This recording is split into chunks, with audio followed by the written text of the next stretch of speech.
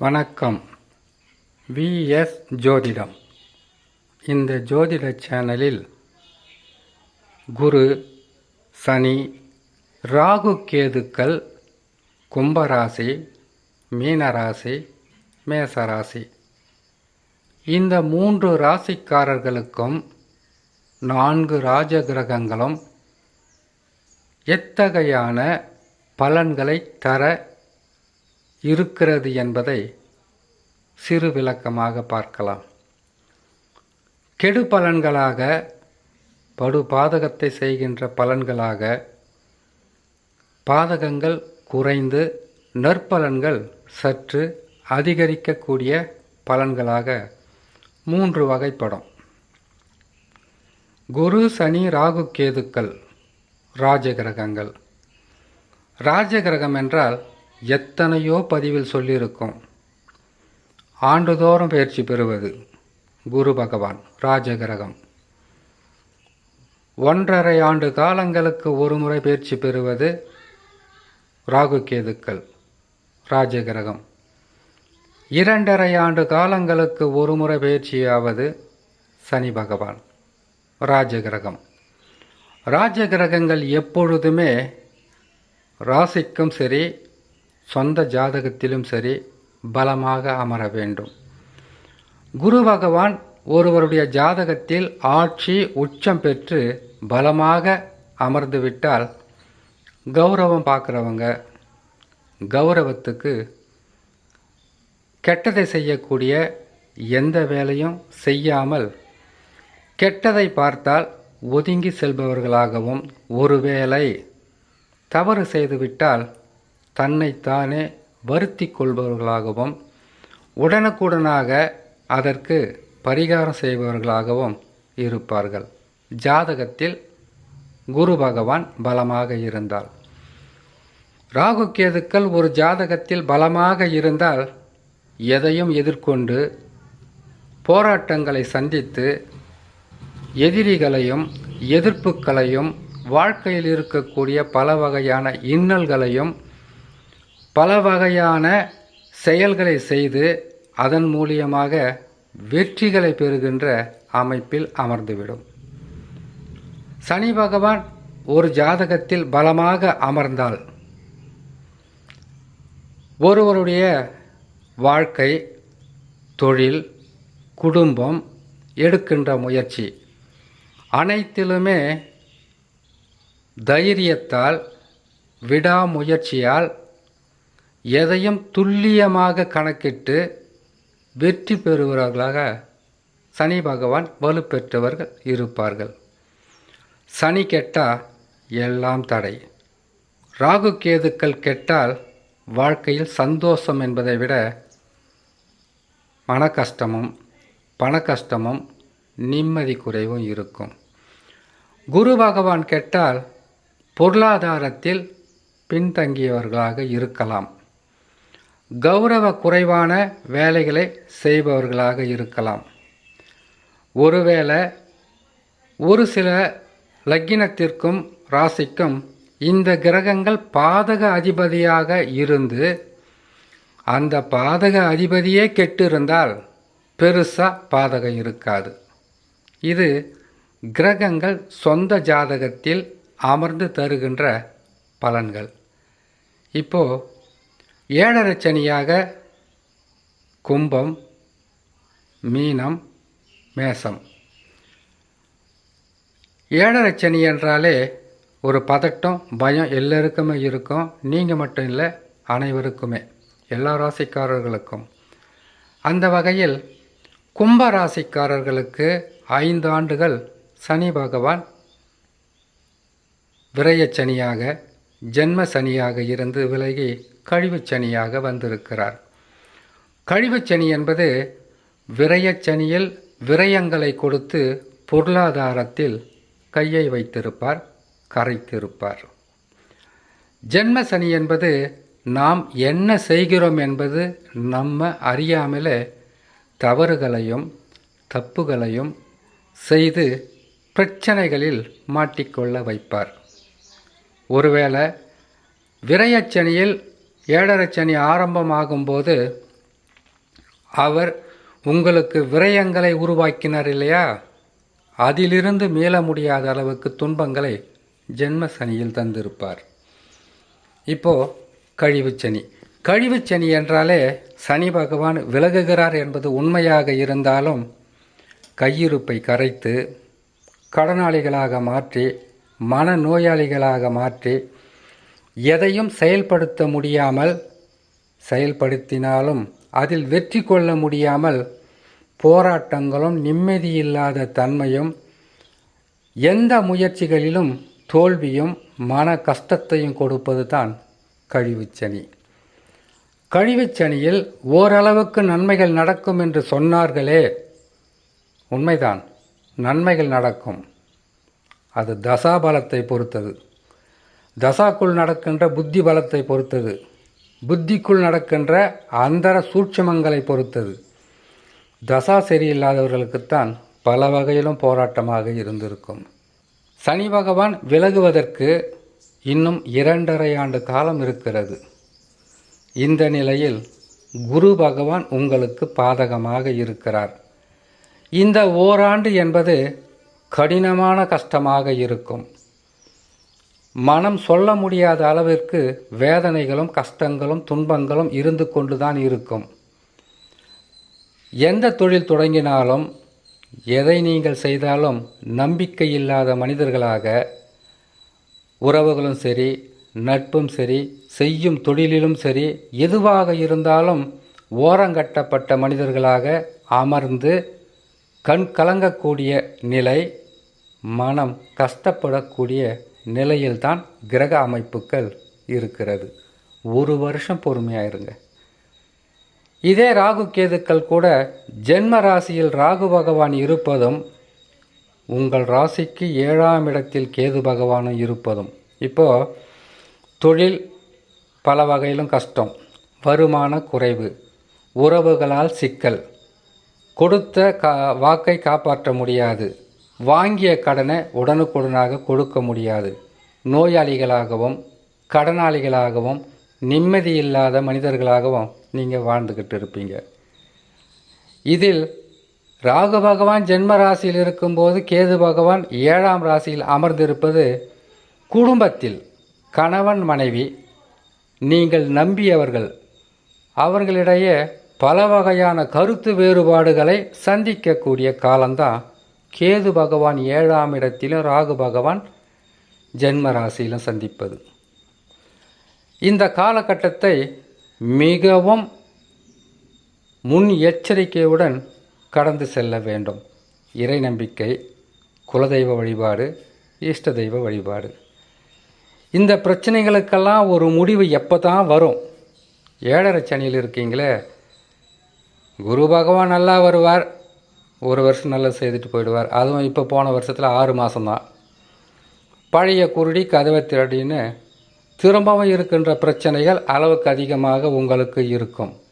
7.5 சனி முற்றிலும் விலகும் வரையில் ஏற்றமும் தாழ்வும் கஷ்டமும் நஷ்டமும் லாபமும் கலந்தே இருக்கும். ஒருவேளை சொல்லக்கூடிய பலன்களாகப்பட்டது உங்களுக்கு மாறுபட்டு வேறுபட்டு இருந்தால் ஜாதகத்தில் தசா மிக வலிமையாக இருக்கிறது.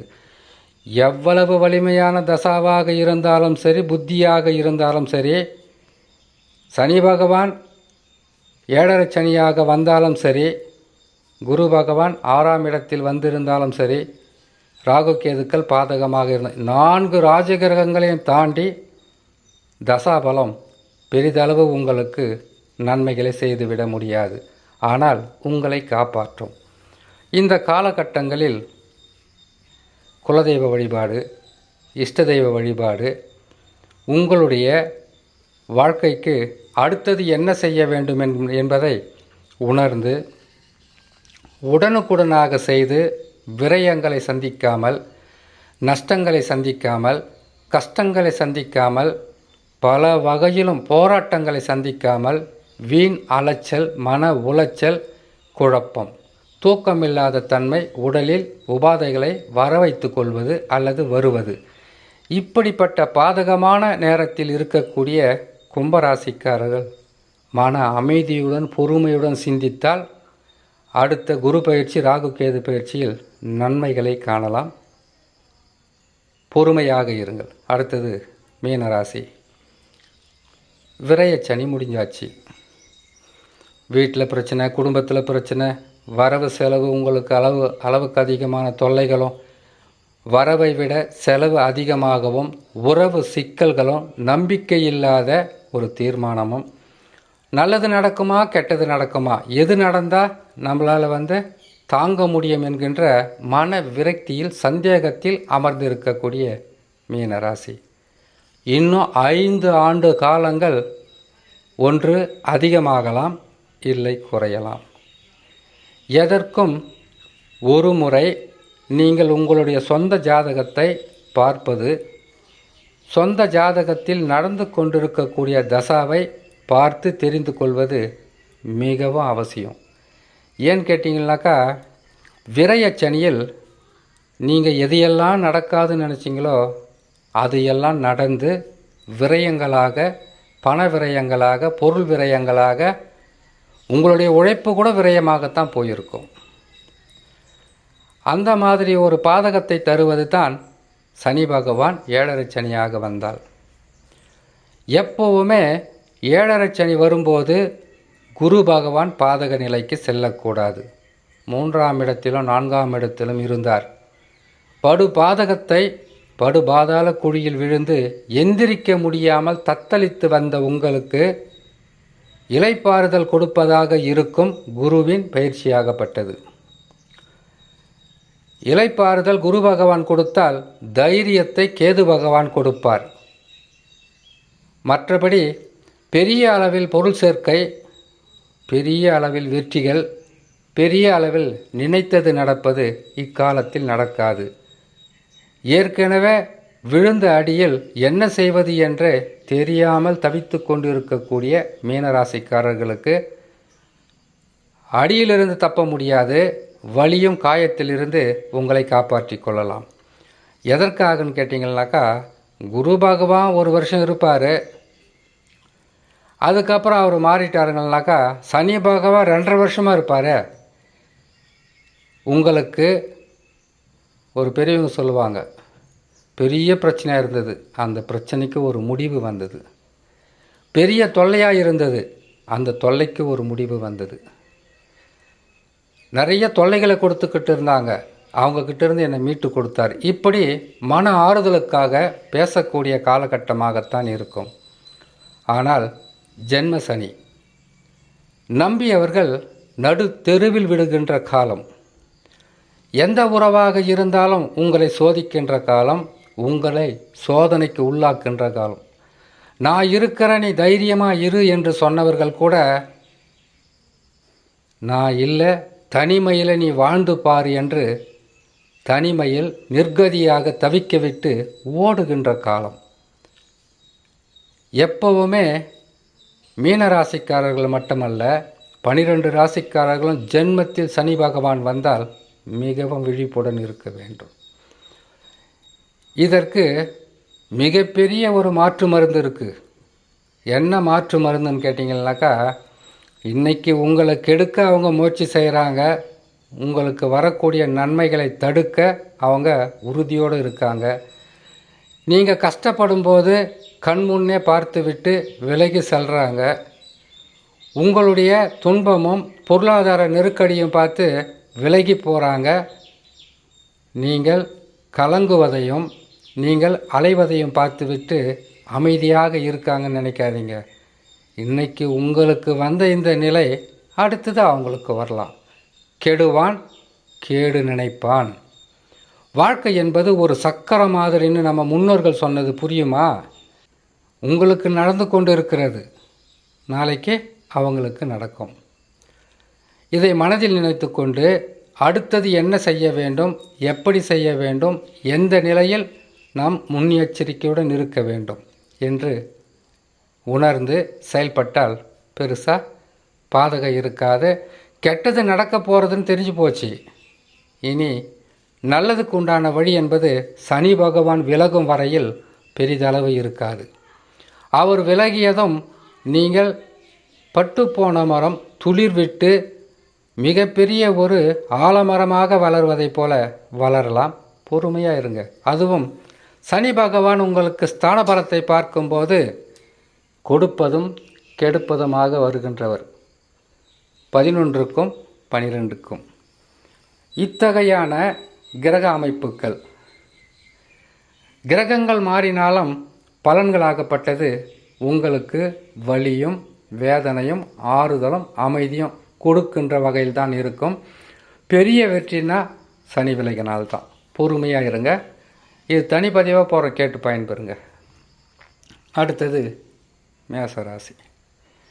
மேசராசிக்காரர்களுக்கு விரயச்சனி. இப்போ தான் விரயச்சனியே வந்தது. முதல் அடியே பலமாக இருக்குன்னு பயப்படாதீங்க. விரயச்சனி வரும்போது குரு பகவான் 3ஆம் இடத்திற்கு போனது மிகப்பெரிய பாதகம். இதே குரு பகவான் 4ஆம் இடத்திற்கு வந்தது இன்னும் பாதகம். சனி பகவான் எப்பொழுதுமே உங்களுக்கு பாதக அதிபதி. மேச ராசியான உங்கள் ராசியில்தான் சனி பகவான் நீசம் பெறுவார். செவ்வாயின் இன்னொரு ராசி என்று சொல்லக்கூடிய விருச்சக ராசியில் பகை பெறுவார்.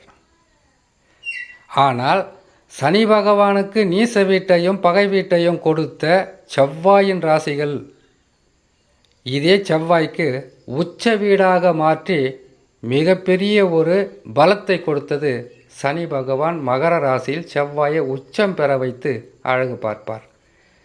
கிரக பகை என்பது ஒவ்வொருவருடைய வாழ்க்கையிலும் அந்த கிரகங்கள் பகையாக இருந்தால் பகையால் பிரச்சனைகள் வரும், நட்பாக இருந்தால் நட்பால் பிரச்சனை வரும், கலத்திரக்காரகனாக இருந்தால் கணவன் மனைவிக்குள் பிரச்சனை வரும், செய்கின்ற தொழில் காரகனாக இருந்தால் தொழிலால் தான் பிரச்சனை வரும், பொருளாதாரத்தை கொடுக்கின்ற கிரகமாக இருந்தால் பொருளாதாரத்தில் தான் பிரச்சனை வரும்.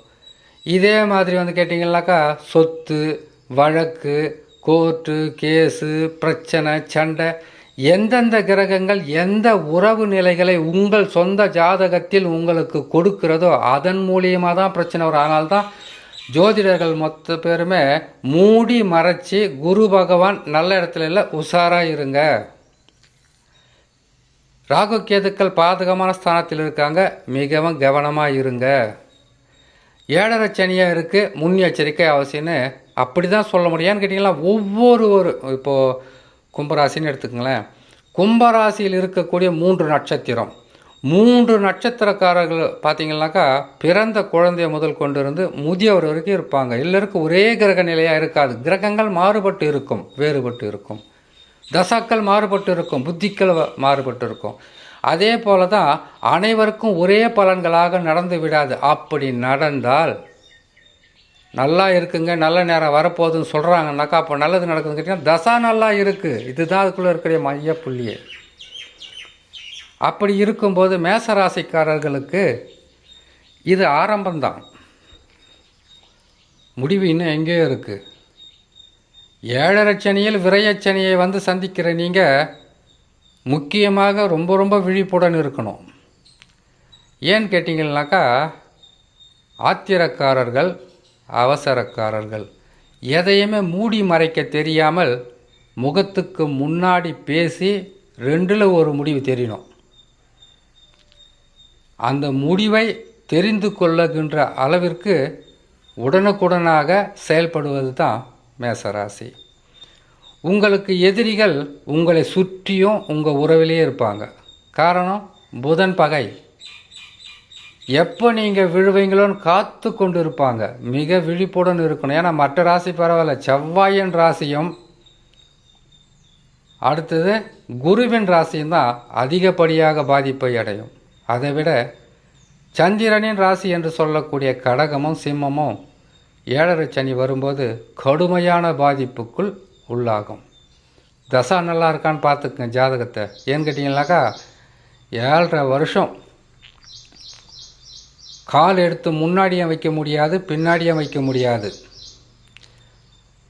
எப்படி செயல்பட்டாலும் பல வகையிலும் பொருளாதாரத்தில் நெருக்கடியை சந்தித்து ஆக வேண்டும். ஒரு பள்ளத்தை மூடுறதுக்குள்ளெல்லாம் இன்னும் 2 பள்ளம் உருவாயிடும். சனி பகவான் ஜாதகத்தை நம்புகிறவர்களுக்கு ஓரளவுக்கு அடுத்தது என்ன நடக்க போகுதுன்னு ஓரளவுக்கு புரிஞ்சுக்குவாங்க. அப்படி இல்லாமல் சாஸ்திரம் என்பது பொய், சாவது என்பது மெய் என்ற தத்துவத்தை சொல்லிக்கொண்டு இருப்பவர்களாக இருந்தால் சனி பகவான் தருகின்ற படு பாதகத்திலிருந்து அதற்கு பிறகு தன்னை தானே உணர்ந்து கொள்வார்கள். நம்பாதவங்க பாடு மேல். இது நம்புகிறவங்க தான் என்ன நடக்க போதோ எது நடக்க போதோன்ற பயமாக இருக்கும். ஆனால் மேசராசியான நீங்கள் சனி பகவான் விரயச்சனியாக இருக்கிறாருன்னு ஏமாந்து இருந்துடாதீங்க. இப்போ பார்த்தீங்கன்னாக்கா ராகு கேதுக்கள் உங்களுக்கு பலமாக தான் இருக்காங்க. இவர் சனி பகவானை பொறுத்த வரைக்கும் நீங்கள் ஏற்கனவே செய்த அவர் ஜாதகத்தில் அமர்ந்த பலனையும் நீங்கள் ஏற்கனவே செய்த பலனையும் சேர்த்து அதற்கு நன்மைக்கும் நன்மையும் தீமைக்கு தீமையும் செய்யக்கூடியவர். ஒருவேளை நீங்கள் நல்லவங்களாகவே இருக்கலாம். அந்த 3 ராசியுமே கும்பம், மீனம், மேசம், நீங்கள் நல்லவங்களாகவே இருக்கலாம். நல்லவங்களாக இருந்தால் உடலில் இருக்கக்கூடிய உறுப்புக்களை கூட உங்களுக்கே தெரியாமல் எடுத்து செல்கின்ற மனிதர்களை வெளிச்சம் போட்டு காட்டுவது தான் இந்த கிரகங்கள். ஒரு விஷயத்தை நல்லா புரிஞ்சுக்குங்க. 12 ராசிக்காரங்களும் உங்களை கெடுத்துட்டாருன்னு சொல்லாதீங்க, கஷ்டத்தை கொடுத்துட்டாருன்னு சொல்லாதீங்க, நஷ்டத்தை கொடுத்துட்டாருன்னு சொல்லாதீங்க. ஏன் சொல்லாதீங்கன்னு கேட்டிங்கனாக்கா, நீங்கள் ஏமாளியாக இருந்திருக்கலாம், ஏமாந்து இருக்கலாம், இல்லை மற்றவங்களை ஏமாற்றி இருக்கலாம். அதுக்கு உண்டான தண்டனை தான் இந்த கிரகங்கள் எல்லாம் கொடுக்கும். கொடுத்ததை வச்சு படைக்காத மனிதர்களாக இருந்திருக்கலாம். கையிருப்பாக காசு இருக்கும்போது நீங்கள் அதை கண்ட மேனிக்கு செலவு பண்ணியிருக்கலாம். அதனால தான் இவ்வளோ கஷ்டம் தெரிஞ்சுக்குங்க. எந்த உறவாக இருந்தாலும் உறவுகள் என்பது நிலைத்து நிற்பதில்லை என்பதை நீங்கள் உணரணும். நான் நண்பனை நம்பி ஏமாந்துட்டேன், மனைவியை நம்பி ஏமாந்துட்டேன், கணவனை நம்பி ஏமாந்துட்டேன், செய்கிற தொழிலில் நல்ல வருமானம் வருதுன்னு ஏமாற்றிட்டாங்க. நான் ஏமாந்துட்டேன், என்னை ஏமாற்றிட்டாங்க. இதை சொல்லக்கூடாது. அதற்கு தான் ஏமாற்றியவர்கள் யார், துரோகிகள் யார், உறவுகள் யார், நட்பு யார், இவர்களை வெளிச்சம் போட்டு காட்டுவதும் அவருடைய குண நலன்களை அறிந்து இதற்கு பிறகாவது நீங்கள் நல்ல நிலையில் வாழுங்கன்றதை உணர்த்துவது தான் இந்த கிரகங்கள். நஷ்டங்களும் கஷ்டங்களும் வருது, துன்பங்களும் வருதுன்னா தசா சரி இல்லாமல் இருக்கும். முதலில் ஜோதிடர்கள் போடுகின்ற ராசி பலன், குரு பயிற்சி, சனி பயிற்சி, ராகு கேது பயிற்சி, இது எல்லாமே பாருங்கள். அதுக்கு முன்னாடி முதல்ல ஜாதகத்தை பாருங்கள். ஜாதகத்தை பார்க்கணுன்னாக்கா நேராக போய் கொடுத்துட்டோன்னே என்ன தசை நடக்குது அப்படி இருக்கக்கூடாது. உங்களுக்கு நல்லா தெரிஞ்சவங்களாக இருக்கணும், அனுபவசாலியாக இருக்கணும். ஒருவருக்கு பலன்களை சொல்லும்போது அந்த பலனாகப்பட்டது கெட்டதாக இருந்தால் ஜோதிடர்கள் அதிக கெட்டதுன்னு சொல்ல மாட்டாங்க, சொல்லக்கூடாது. கெட்டதாக இருக்குங்க, கவனமாக இருங்க. விரயம் அதிகமாக இருக்குது, பார்த்து செலவு பண்ணுங்கள். வண்டி வாகனத்தில் மெல்லமாக போங்க. யாராவது எதிரிகளோ எதிர்ப்புக்களோ வந்து உங்கள்கிட்ட பேசினாக்கா மௌனமாக இருங்க, பொறுமையாக இருங்க. இதை மட்டும்தான் சொல்லுவாங்க. இதற்கும் காரணம் இருக்குது. அவங்க மன கஷ்டப்படுற மாதிரி சொல்லக்கூடாது. அப்படி சொன்னால் பயம் உருவாகும், அதற்காக சொல்லுவாங்க. ஆகையால் கும்பராசியா, இந்த 1 வருஷம் பொறுமையாக இருந்தால் நன்மைகள் நடக்கும். மீனராசியா, இந்த வருஷம் ஓரளவுக்கு நல்லதாக இருந்தாலும் அடுத்த வருஷம் கடுமையான பாதிப்பாக இருக்கும். மேசராசியா, மேசராசிக்காரர்களுக்கு இப்பொழுது இருப்பது என்ன செய்வது என்று புரியாத நிலையில் நீங்கள் இருக்கீங்க. 7.5 சனி இருக்கும்போது நன்மைகள் நடக்கப் போகிறதுன்னு பொய் சொல்லக்கூடாது. நன்மைகள் நடந்தாலும் அது முற்று பெறாது. எதை தொடங்கினாலும் தடை, தடங்கள், எதிரி, ஏளனம், எதிர்ப்பு, பல வகையான சிக்கல், குழப்பம், இது இருந்து கொண்டே இருக்கும்.